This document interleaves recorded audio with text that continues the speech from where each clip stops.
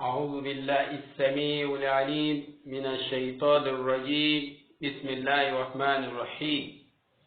الحمد لله رب العالمين، والصلاة والسلام على أشرف المرسلين سيدنا محمد بن عبد الله وعلى آله وصحابته أجمعين. اللهم علمنا بما ينفعنا وانفعنا بما علمتنا وزدنا علما يا رب. ثبتنا على الإيمان ونجنا من سبل الشيطان. وبعد، السلام عليكم ورحمة الله وبركاته. أكي أروا كوديدات كتي أوي إليني إتوا تي أنشي تي أفني correction in Islam. إليني أفكتا pẹ̀lú ògbólọ́dọ̀ ọlọ́run ọba tí a máa bá wa gbéyẹ̀wò lónìí, òun náà ni continuation topic tá a wà lórí ẹ̀ nígbà tó ti jọ wípé ó níbi tá a sùn sí, síbẹ̀síbẹ̀ ibi tá a dúró sí òun náà láti continue lónìí pẹ̀lú ògbólọ́dọ̀ ọlọ́run ọba. Gẹ́gẹ́ bí ìṣe wa, àdìsí mẹ́ta péré náà látún kà fúnra wa lénìí. Tábà ti ka àdìsí mẹ́tẹ̀ẹ̀ta yìí fúnra wa náà lénìí, a wá tún tẹ̀síwájú ní ọjọ́ míì pẹ̀lú ògbólọ́dọ̀ ọlọ́run ọba lórí tọ́pìkì yìí náà ni. Lórí tọ́pìkì tá a wà yìí, òun náà láti tún continue. A ní ẹni tó bá fẹ́ mú ìmọ̀ kọ̀rẹ́tì àwọn àfáà tó fẹ́ mú níṣẹ́ nílẹ̀ Yorùbá, àwọn nǹkan tí ó lọ kọ́kọ́ kọ́ òun ni bóò ni ànábì wa Muhammad sallallahu alayhi wa sallam, bó ni ànábì gángan ṣe ń ṣe àtúnṣe láàrin àwọn sàhábà. Ìjẹ́wù uslubu wo ni àwọn sàhábà ànábì náà lò lẹ́yìn ìgbà tá ànábì kú tán. Gbogbo ẹni tó bá ti mọ àwọn àtàlíbù yìí, òun ni ó wá mọ̀ èyí tí ó apply method tí ó lò láti gba tí ó dá kúrò lọ́wọ́ àfà nílẹ̀ Yorùbá, especially gẹ́gẹ́ bá a ṣe ń sọ pé àwa tá a la mú correction ní ìbádà tala mú níṣẹ́. Gbogbo ẹni tó bá fẹ́ jẹ́ àfẹ́sìn ó gbọ́dọ̀ mọ bí ó ṣe correct yẹn nínú Islam. Fún di eléyìí, ẹ jẹ́ ká tún sáré tọ kéwú là wá ń tọ̀, gẹ́gẹ́ bí n táwa ń sọ, ọmọ kéwú là wá ń tọ kéwú ni. Èyí tá a bá sọ ńbẹ̀ tó bá dáa, kí Ọlọ́run kó fún wa ní ládàá rẹ̀. Èyí tí a bá sì sọ tó bá kù díẹ̀ káàtó, k'Ọlọ́run kó yá fi wá fún ànábì wa Muhammad sallallahu alayhi wa sallam. A dúpẹ́ fún àwọn tí ń pè wá, a dúpẹ́ fún àwọn tó pè wá. Ìtìyàn lè fi ran ìsìláàmù lọ́wọ́ ó pọ̀. Fún ẹni tó bá fẹ́ ràn wá lọ́wọ́, bóyá látara ìkíní sí kejì ni, bóyá látara dátà náà ni, bóyá látara nǹkan míì sì ní, inshallah kí ètò yìí ó tó parí pẹ̀lú ògo lọ́dọ̀ Ọlọ́run ọba, a fi nọ́mbà tí ń lọ lójú screen yìí náà la lè pè sí. Ẹni tó bá tí ó bá sì fẹ́ pè, tó fẹ́ ṣe níṣe pé ìfẹ́ jẹ́ ká mọ̀ mọ ẹni tó ń pè òun láti dá sí ọ̀rọ̀ Islam, bóyá ó fẹ́ dá sọ̀rọ̀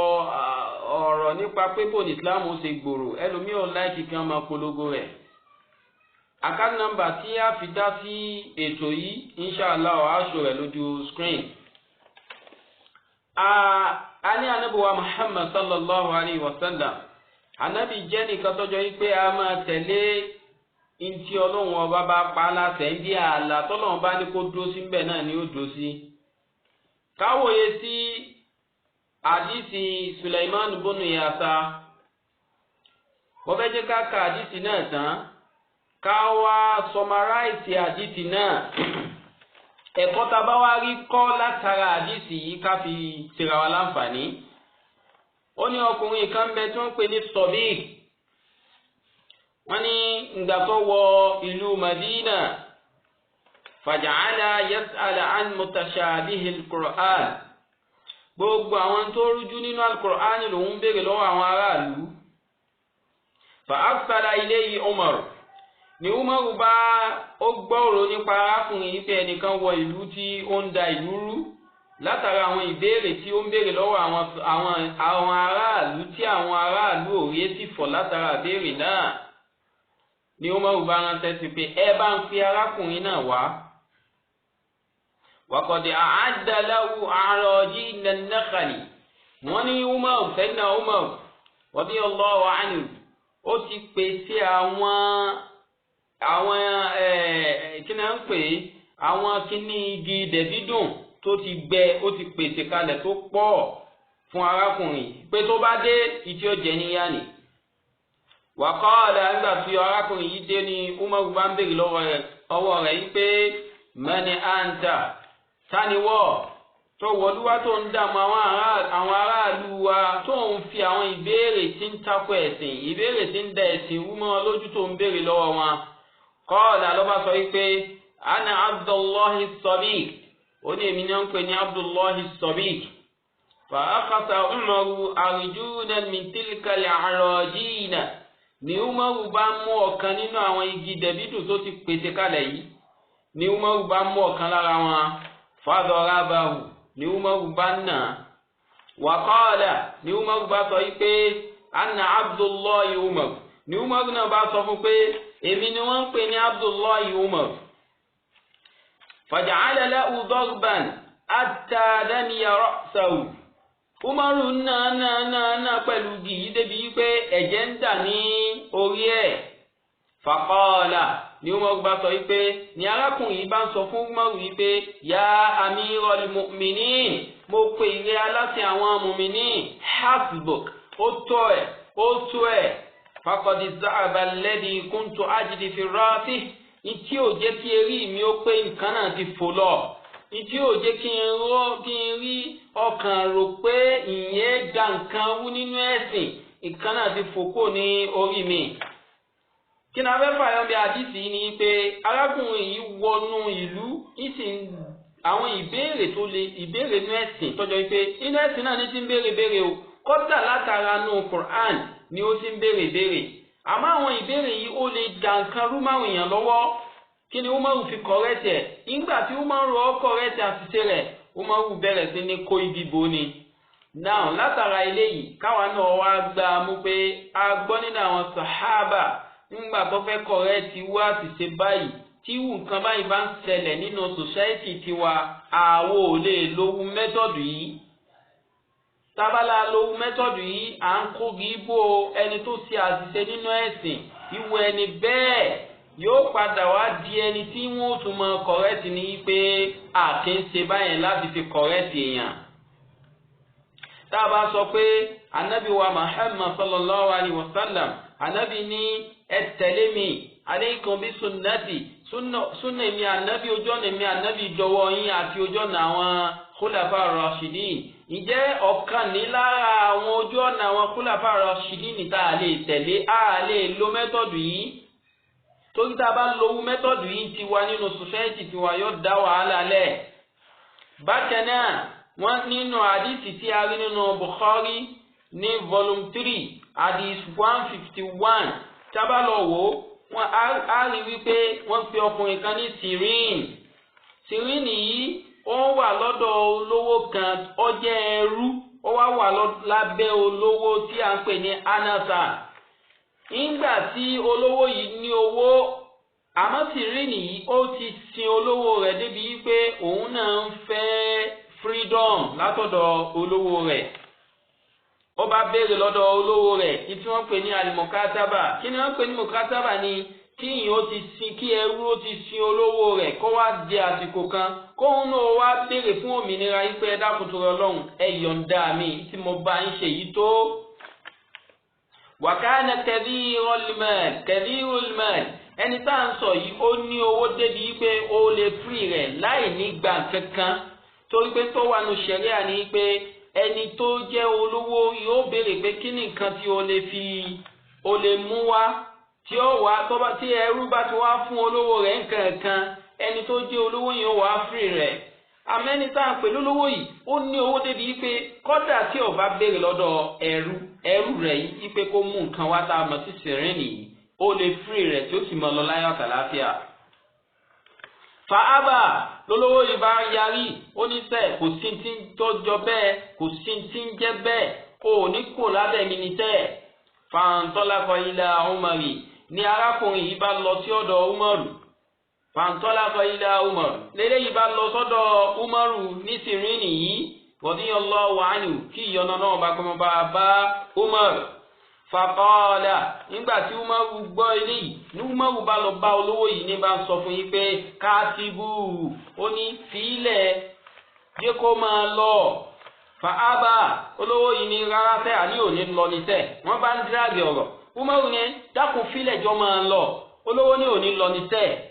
fàdọ̀rà bá ubi dúrúratì ni Umaru bá gbé igi tó tóbi àwọn tí wọ́n máa ń pè àwọn igi tí máa ń ṣe kúkùkùn tí wọ́n máa ń gé kúkùkùn ni Umaru bá mú ló bá kóbó wàyẹ́tùlù Umaru ni Umaru bá ka aya al-Qur'ani ló bá ka fún yín pé fakatibuhum in alimtum fihim khayra al-Qur'ani ni ẹ fi wọ́n lẹ̀ ẹ jẹ́ kí wọ́n free wọn in alimtum fihim khayra tí ẹ bá ti mọ̀ pé tẹ́ bá ti free wọn tán dáadáa làwọn náà máa lọ ṣe nílùú nítorí pé ẹni tó bá jẹ́ ẹrú tá a bá fẹ́ free rẹ̀ ẹni tá a bá ti mọ̀ pé tá a bá fi lè free rẹ̀ tó bá free lọ́dọ̀ tiwa náà oore ìgbésí ayé rọrùn lòun náà máa gbé àmẹ́ni tá a bá ti mọ̀ pé tá a bá ti free rẹ̀ yóò máa lọ dàlúrú ní ìwé ni bẹ́ẹ̀ ṣẹ̀ríà Ìsìlámù faramọ́ ká free ìwé ni bẹ́ẹ̀. ẹ̀wọ̀n tá a fẹ́ fàyọ́ bí àdìsí yìí òun ni pé ẹni tí Umaru kọ̀rẹ́tì yìí náà ẹni yìí náà jẹ́ sọ̀hábà ọ̀kan nínú àwọn sọ̀hábà ni àmọ́sí àṣìṣe ẹ wá wo bí Umaru ṣe wá nà èyí yìí là ń pè ní personality to the highest order nítorí Umaru ó ní agbára lórí ẹ̀ láti lo ìwọ̀ yẹn tó bá jọ pé ẹni tí Umaru tó bẹ́ẹ̀ nítorí Umaru ló wà ní khalifa ńgbà yẹn tó bá jọ pé Umaru ò sí ní khalifa ni irú mẹ́tọ̀dù tí Umaru ń kogi bò Umaru ò ní kogi bò Umaru ó pè sákìyèsí ni pé àṣìṣe lèyí tó ń ṣe yìí aya al-Qur'ani ti ní fakatibuhum in alimtum fihim khayra tábà ti mọ̀ yín pé dáadáa ni wọ́n mọ̀ ṣe ń lu ẹjẹ́ ká fìrì wọn tásìkò tó bá yẹ ká fìrì wọn bá ti tó àmẹ́ni yìí náà ṣàṣìṣe nínú ló fà tọ́jọ́ pé àwọn fi sọ fúnra wa ẹni tó bá ti jẹ́ àfáà tó fẹ́ mú ìmọ̀ kọ̀rẹ́tì àwọn ènìyàn tó fẹ́ mú níṣẹ́ nílẹ̀ Yorùbá ó gbọ́dọ̀ kọ́kọ́ lọ kọ́ àwọn àsàlíbùn nàbàwíyà bó ni ànábì wa Muhammad sallallahu alayhi wa sallam àwọn sọ̀hábà rẹ̀ bó ni wọ́n ṣe ń kọ̀rẹ́tì àṣìṣe àwọn èèyàn lásìkò tiwọn. bó lọ́lọ́run gan ṣe kọ̀rẹ́tì ànábì wa Muhammad sallallahu alayhi wa sallam bó ni àwọn sọ̀hábà sí sọ̀hábà náà ṣe ń kọ̀rẹ́tì ara wọn. níparí ká lọ wo àdìsí tí afáwa Nasa'i tí ó gbà wá wọ́n ní àní Abi Sa'id al-Khudri ó wá látọ̀dọ̀ Abi Sa'id al-Khudri annahu kana yusalli Abi Sa'id al-Khudri ń kírun ní ọjọ́ kan fa bi ibn al-Marwan yamurru bayna yadayhi ní ọmọ Marwan ń wá ń kọjá lọ níbi tí Abi Sa'id al-Khudri ti ń kírun lọ́wọ́ Marwanu àti Abu Sa'id al-Khudri yìí sì ní ọmọ ìyá bí brothers ni wọ́n jẹ́ bí family ni. ìgbà tí ọmọ Marwanu yìí ti ń kọjá lọ bí tí Abu Sa'id al-Khudri títí ń kírun yìí fàdọ̀ráàwù ni Abu Sa'id al-Khudri gbìyànjú kó dá ọmọ náà padà kó má kọjá níbi iwájú bí títí ń kírun fàlàmìyẹ́ òjẹ́ àmọ́ ọmọ yóò padà ìgbà tó ọmọ yóò padà fàdọ̀ráàbàwù ní Abu Sa'id al-Khudri ó bá na ọmọ náà lórí irun ó gbá ní ìgbáyà ọmọ náà sì ṣubú. fa kharaja al-gulam yabki hatta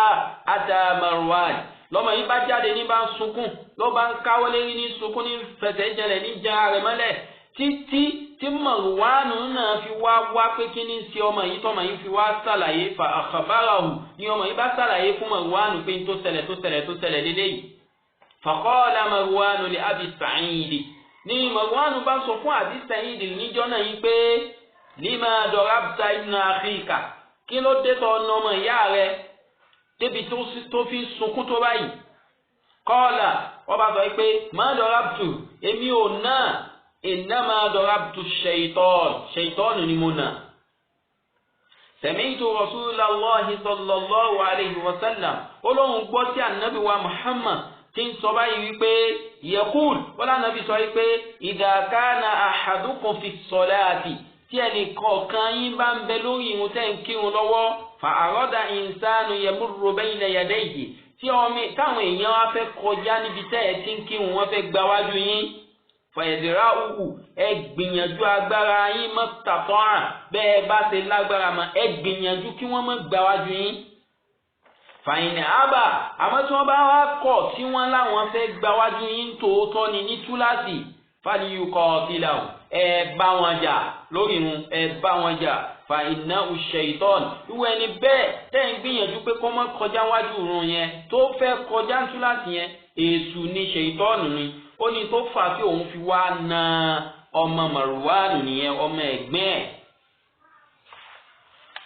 kí ni àwọn ẹ̀fà yan bí àdìsí ni pé ẹ wo bí ó ṣe irú mẹ́tọ̀dù tó lò ó tẹ̀lé súnà ànábì ní sallallahu alaihi wasallam àmọ́ ti fẹ́ di nǹkan míì. láàrin ẹ̀gbọ́n sí bàbá ó ní bí wọ́n ṣe kọ́rẹ́tì àṣìṣe ara wọn láàrin ẹni tó bá jù yàn lọ sí ẹni tó kéré sí yàn bá a ṣe kọ̀rẹ́tì ẹ̀ ó yàtọ̀ ìtò fà tóun náà fi lówó mẹ́tọ̀dù yìí ni pé ọmọ náà kéré sí i a lè lówó mẹ́tọ̀dù ìfẹ́ni tó bá kéré sí wa àmẹ́ni tó bá dàgbà kárántí pé tí ẹni tó bá jọ wípé àwa àti ẹ̀ ìwọ̀ ni wá ìwọ̀ tóun nílé àwa náà ní ló wá fẹ́ gba wájú wa la fẹ́ gba ní ìgbáyà lórí wọn ká máa nírò ká sì lọ rántí wípé mọ́sálásí ó dàrú torí pé ẹni tí wọ́n gbá nígbàyà tó dùn òun náà fún ẹni tí kírun òun náà rè ní ìgbàyà padà yóò nà á yóò bá di wípé ìmọ̀ wọn bá máa làjà nínú mọ́sálásí. correction lélẹ́yìí tí òun náà ṣe àmọ́ correction yẹn ó dìpẹ́ndì lórí society tí a bá wà àti ìwọ ẹni tí a fẹ́ lo correction náà tá a fẹ́ tún àtìṣe yẹn tá a fẹ́ correct ẹ̀ ìwọ ẹni tóun náà ní sí wa a gbọ́dọ̀ wò ó ṣé ó dàgbà jù wá lọ ní àbókéré sí wa then a ṣẹ̀ṣẹ̀ wá lo ìwọ náà. tá a bá ti máa tàlíbù nàbí yìí sallallahu alayhi wa sallam àwọn mẹ́tọ̀dù tí ànábì ń lò táwọn sàhábà ń lò mo wà very sure wípé nílẹ̀ Yorùbá wàláhì kò ní ti pé àfáà kan ọmọ bú àfáà kan. gẹ́gẹ́ bí àdìsí tá a máa ń kà síra wa létí pé kullu ibni ádámà khata' gbogbo ọmọ ànábì ádámà ni ọmọ ṣàṣìṣe ìwọ tó ń sọ̀rọ̀ gan ọmọ ṣàṣìṣe èmi tí ń sọ̀rọ̀ ọmọ ṣàṣìṣe wa khayrul khata'ina at-tawwabun ẹni tó lóore jù ní ẹni tí bá wọn ṣàṣìṣe ẹni tí wọ́n bá kọ̀rẹ́tì tó sì túbá tó sì gba correction. ibi tá a ti dó ní òní nì pẹ̀lú ògo lọ́dọ̀ Ọlọ́run ọba a ní àwọn àfá tí a ń gbé bọ̀ insha Allah àwọn àfá tá a ń gbé bọ̀ àwọn la fẹ́ gbé fọ́tò wọn jáde yìí pẹ̀lú ògo lọ́dọ̀ Ọlọ́run ọba bá a ṣe ṣètò náà insha Allah a máa gbọ́ àwọn àfá wa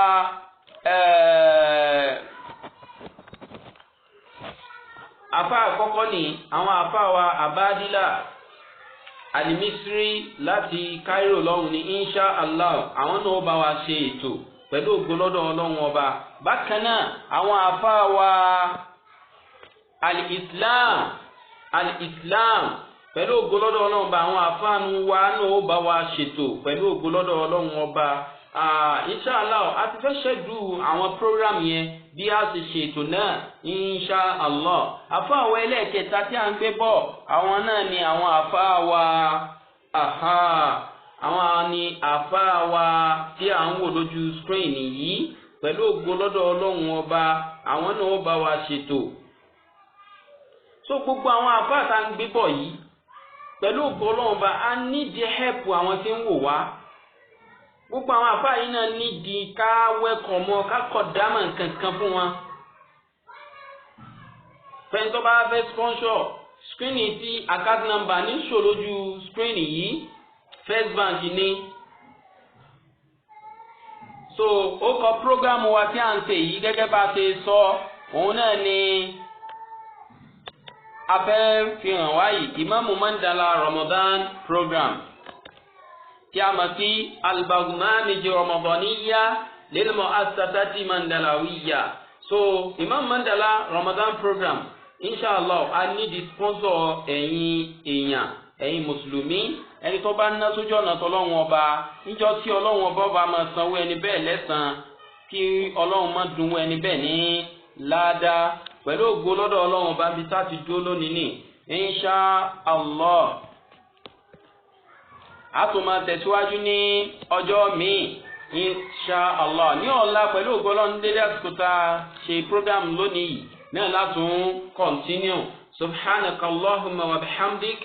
ashhadu an la ilaha illa anta wa atubu ilayk. Subhana rabbika rabbil izzati amma yasifun wa salamun ala al-mursalin walhamdulillahi rabbil alamin.